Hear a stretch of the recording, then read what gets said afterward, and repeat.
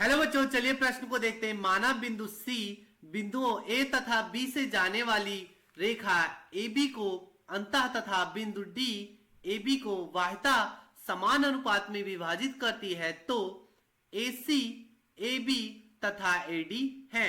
विकल्प ए है समांतर श्रेणी, विकल्प बी है गुणेत्र श्रेणी, विकल्प सी है हरात्मक श्रेणी और विकल्प डी है इनमें से कोई नहीं। तो इस प्रश्न को हल करने के लिए जो मुख्य अवधारणा होगी, मुख्य अवधारणा, जब कोई बिंदु किसी रेखा को अंतः विभाजित करता है, अंतः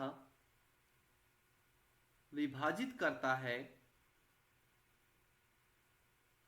तो जो सूत्र होता है वो होता है m1 x2 धन m2 x1 बटे m1 धन m2 कॉमा m1 y2 धन m2 y1 बटे m1 धन m2। और जब बाह्यता विभाजित करता है, वह विभाजित करता है,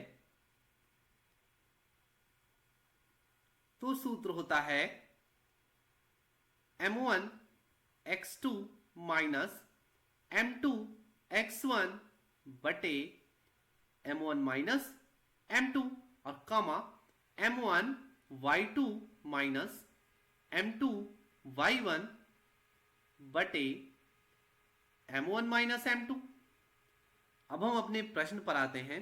प्रश्न में हमें दिया गया है एक रेखा AB है हमारे पास, मान लेते हैं ये हमारे पास एक रेखा AB है और बिंदु C है जो AB को अंतः विभाजित करता है और एक बिंदु D है जो AB को बाह्यता विभाजित करता है। तो मान लेते हैं यहां से A का निर्देशांक 0,0 और B का निर्देशांक a,0 और इसको अनुपात में जो विभाजित कर रहा हूं मान लेते हैं लैम्डा अनुपात 1 में विभाजित कर रहा है। जिस अनुपात में यहां विभाजित कर रहा है उसी अनुपात में यहां भी विभाजित करेगा, y विभाजित भी करेगा।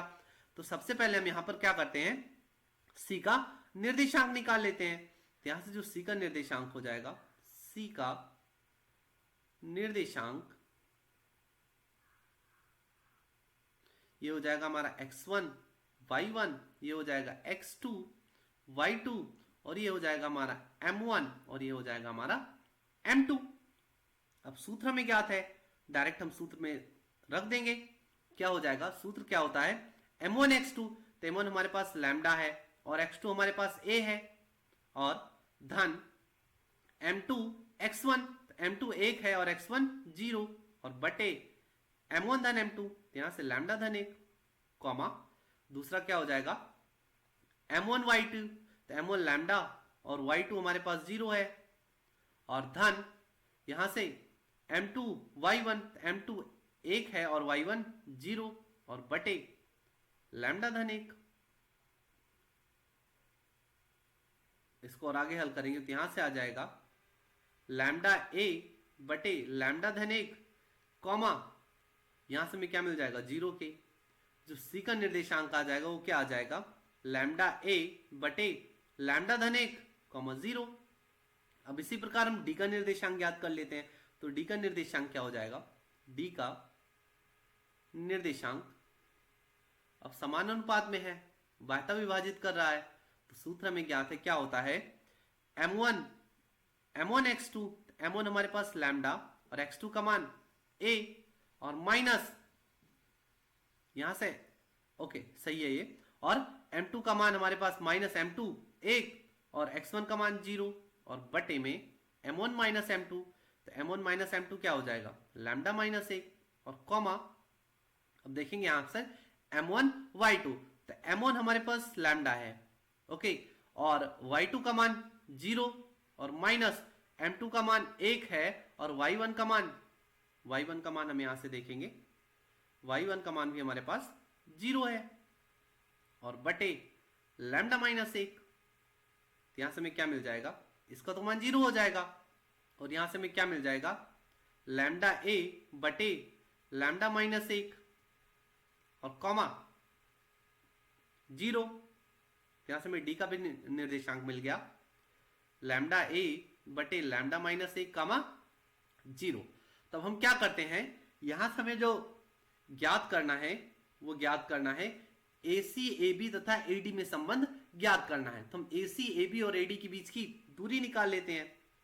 तो ए सी के बीच की दूरी क्या हो जाएगी, यहां से हम देखेंगे ए सी बराबर क्या हो जाएगा, ए सी के बीच की दूरी अंडर रूट, दूरी का सूत्र हमें ज्ञात है, क्या होता है अगर दो बिंदु दिए हो तो x2 माइनस x1 का वर्ग धन y2 माइनस y1 का वर्ग। तो यहां से c का निर्देशांक क्या है, तो जब यहां पर x2 माइनस x1 करेंगे तो क्या हो जाएगा, लैम्डा a बटे लैम्डा धन 1 माइनस 0। तो हमारे पास क्या बचेगा, ये बच जाएगा लैम्डा a बटे लैम्डा धन 1 का वर्ग और धन y2 माइनस y1 का वर्ग। तो y2 यहां पर 0 है, यहां पर भी 0 है, तो 0 ही आएगा।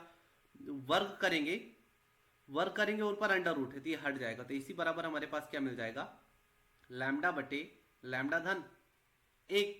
अब इसी प्रकार हम इसी ज्ञात कर लिया, अब ज्ञात कर लेते हैं हम यहां से ए बी और ए डी। तो ए बी क्या हो जाएगा, यहां से ए बी हो जाएगा, ए बी के बीच की दूरी ये हो जाएगा under root x2 minus x1 का वर्ग। तो x2 यहां पर a है और x1 0, तो a माइनस 0 a का वर्ग a स्क्वायर धन y2 माइनस y1 वो भी 0 और 0 का वर्ग 0 ही रहेगा, तो 0। तो यहां से ए बी बराबर क्या आ जाएगा, ए बी बराबर आ जाएगा a के। अब ज्ञात कर लेते हैं हम ए डी क्या हो जाएगा, ए डी। तो यहां भी सूत्र लगाएंगे x2 माइनस x1। तो x2 क्या होगा, यहां पर x2 हम देखेंगे, x2 हो जाएगा यहां पर लैम्डा ए बटे लैम्डा माइनस 1। तो यहां से हो जाएगा लैम्डा ए बटे लैम्डा माइनस 1 और x1 का मान 0, तो घटाएंगे तो उतना ही मिलेगा और इसका हम वर्ग कर देंगे और धन यहां से y2 माइनस y1, तो y2 भी 0 y1 भी 0, तो 0 0 का वर्ग 0 ही होगा। तो यहां से AD बराबर हमें क्या मिल जाएगा, AD बराबर हमें मिल जाएगा लैम्डा ए बटे लैम्डा माइनस 1 के। अब हमें इन तीनों में संबंध ज्ञात करना है। तो हम जानते हैं कि यदि a comma b comma c समांतर श्रेणी में होते हैं, समांतर श्रेणी में होते हैं, तो क्या होता है, ये होता है 2b बराबर c धन a। और जब a comma b comma c गुणोत्तर श्रेणी में होते हैं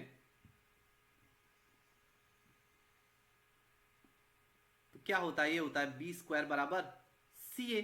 और जब a comma b comma c हरात्मक श्रेणी में होता है, हरात्मक श्रेणी में होता है, तो यहां क्या होता है, यहां पर होता है b बराबर 2 ac बटे a धन c, a धन c। अब सबसे पहले हम समांतर श्रेणी के लिए ज्ञात कर लेते हैं। तो समांतर श्रेणी के लिए क्या हो जाएगा, समांतर श्रेणी के लिए हमें ज्ञात करना है AC AB AD। तो यहां से क्या हो जाएगा, AC AB और AD में हमें संबंध ज्ञात करना है। तो यहां से अगर आप देखें, अगर यदि समांतर श्रेणी में होगा तो क्या होगा, 2AB बराबर AC धन AD।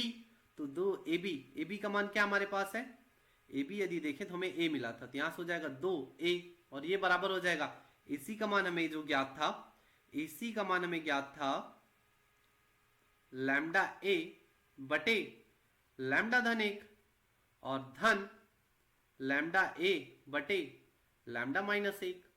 अगर इसको हल करें तो क्या हो जाएगा, यदि हम A लैम्डा बाहर ले लें तो अंदर क्या बच जाएगा, यहां से हमें बच जाएगा लैम्डा स्क्वायर माइनस 1 का स्क्वायर, क्योंकि हमने क्या ले लिया, इसका लासा ले लिया। और ऊपर क्या बच जाएगा, ऊपर बच जाएगा लैम्डा माइनस 1 धन लैम्डा धन 1 प्लस 1 और माइनस 1 कट जाएगा 2 लैम्डा। यहां से हमें क्या मिल जाएगा, 2 लैम्डा स्क्वायर ए स्क्वायर बटे लैम्डा स्क्वायर माइनस 1 स्क्वायर और ये बराबर 2a।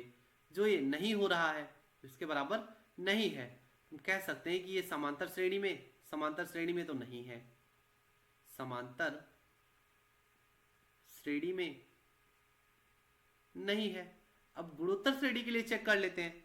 गुणोत्तर श्रेणी के लिए क्या होता है, AC AB और AD में संबंध। तो जब गुणोत्तर श्रेणी में होगा तो क्या होगा, ए बी का वर्ग बराबर ए सी गुणे ए डी। तो ए बी बराबर हमें पता है ए है, तो ए का क्या वर्ग हो जाएगा, ए का हो जाएगा ए का वर्ग बराबर ए सी का मान हमें ज्ञात है, ए सी का मान हमें ज्ञात है ए लैम्डा बटे लैम्डा धन 1 और गुणे ए लैम्डा बटे लैम्डा माइनस 1। यहां से ए स्क्वायर बराबर क्या हो जाएगा, ये हो जाएगा ए स्क्वायर लैम्डा स्क्वायर बटे लैम्डा स्क्वायर माइनस 1 स्क्वायर, जो ये भी बराबर नहीं हो रहा, तो इससे हम कह सकते हैं कि जो ए सी ए बी और ए डी है ये गुणोत्तर श्रेणी में भी नहीं है, गुणोत्तर श्रेणी में नहीं है। अब हम हरात्मक श्रेणी के लिए देख लेते हैं, तो हरात्मक श्रेणी में क्या हो जाएगा, हरात्मक श्रेणी के लिए ए सी ए बी और ए डी के लिए, हरात्मक श्रेणी के लिए क्या हो जाएगा, ए बी बराबर यहां से हो जाएगा 2 गुणे ए सी गुणे ए डी और बटे ए सी धन ए डी। तो ए बी बराबर क्या हो जाएगा, ए बी बराबर हमारे पास ए हो जाएगा और ये बराबर हो जाएगा 2 गुणे ए सी का मान हमारे पास आ जाएगा ए लैम्डा बटे लैम्डा धन 1 और गुणे ए लैम्डा बटे लैम्डा माइनस 1 और पूरे का बटा ए लैम्डा बटे लैम्डा धन 1 धन ए लैम्डा बटे लैम्डा माइनस 1। इसको और आगे हल करेंगे तो यहां से हमें क्या मिल जाएगा, यहां से हमें मिल जाएगा ए बराबर यहां से हम देखें तो ऊपर पहले हल करेंगे तो ऊपर हमें क्या मिल जाएगा, 2 ए स्क्वायर लैम्डा स्क्वायर और पूरे का बटा लैम्डा स्क्वायर माइनस 1 स्क्वायर और पूरे का बटा, यदि ए लैम्डा हम बाहर ले लें तो अंदर क्या बच जाएगा, अंदर बच जाएगा लैम्डा माइनस 1 धन लैम्डा धन 1 और बटे में लैम्डा स्क्वायर माइनस 1 स्क्वायर, क्योंकि हमने लासा ले लिया। तो हम देखेंगे कि इस लैम्डा स्क्वायर माइनस 1 के स्क्वायर से lambda square minus 1 square cut जाएगा, तो यहां से हमें क्या मिल जाएगा, 2 ए स्क्वायर लैम्डा स्क्वायर बटे ए लैम्डा तो बाहर ही रहेगा और अंदर क्या बच जाएगा, प्लस 1 का माइनस 1 कट जाएगा, 2 लैम्डा बच जाएगा गुणे 2 लैम्डा, तो एक ए से तो एक कट जाएगा, 2 से 2 कट जाएगा और लैम्डा से लैम्डा 2, ये लैम्डा स्क्वायर होगा, लैम्डा स्क्वायर से लैम्डा स्क्वायर कट गया, तो यहाँ से क्या आ रहा है, ए बराबर ए आ रहा है, मतलब दोनों पक्ष क्या आ रहे हैं, बराबर आ रहे हैं। यहां से हम कह सकते हैं कि जो ए सी कामा A B comma A D क्या है, ये हरात्मक श्रेणी में है। तो दिए गए प्रश्न का जो सही उत्तर होगा वो होगा ए सी ए बी तथा ए डी हरात्मक श्रेणी में है। विकल्प यहां पर सी सही होगा। आशा करते हैं आपको समझ आया होगा। धन्यवाद।